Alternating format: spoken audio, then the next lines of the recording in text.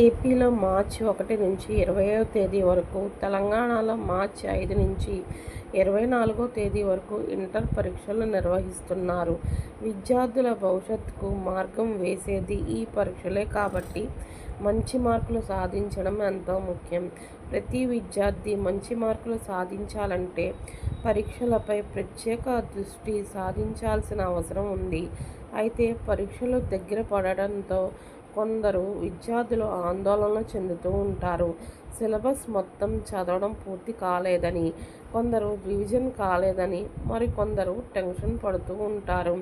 ఈ సమయంలో టెన్షన్ పడవద్దు. ఇప్పటి వరకు చదివిన పాఠాలను రివిజన్ చేస్తూ ఉండాలి. చివరి నిమిషంలో కొత్త టాపిక్ల జోలికి వెళ్ళకూడదు.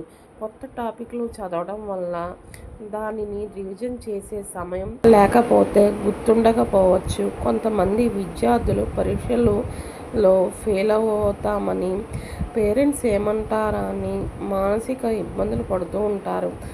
అలాంటి వారికి తల్లిదండ్రులు అండగా నిలిచి భరోసా ఇవ్వాలి. అప్పుడే వారు ప్రశాంతంగా టెన్షన్ లేకుండా చదివి పరీక్షలు రాయడానికి అవకాశం ఉంటుంది. ముందుగా టైం టేబుల్ పెట్టుకుని సరిగ్గా అమలు చేయాలి.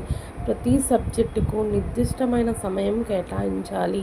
చదివేది ఎన్ని గంటలైనా అర్థం చేసుకుని చదవాలి. గత సంవత్సరపు ఇంటర్ పరీక్షా పేపర్లు, మోడల్ పేపర్లు, ప్రతి చాప్టర్ తర్వాత ఇచ్చే క్వశ్చన్స్ని ప్రాక్టీస్ చేయాలి.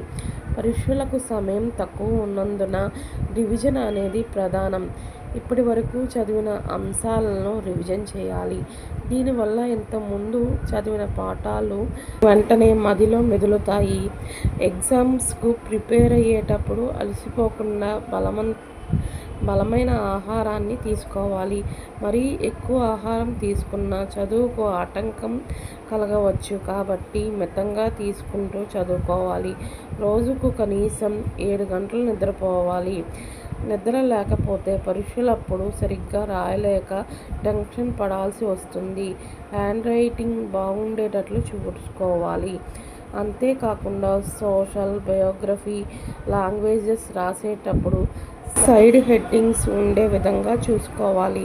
దీనివల్ల ఆన్సర్ షీట్ నీట్గా కనిపిస్తుంది. పరీక్షలు రాసేటప్పుడు కన్ఫ్యూజ్ కావద్దు. ముందుగా తెలిసిన ప్రశ్నలకు సమాధానం రాయాలి.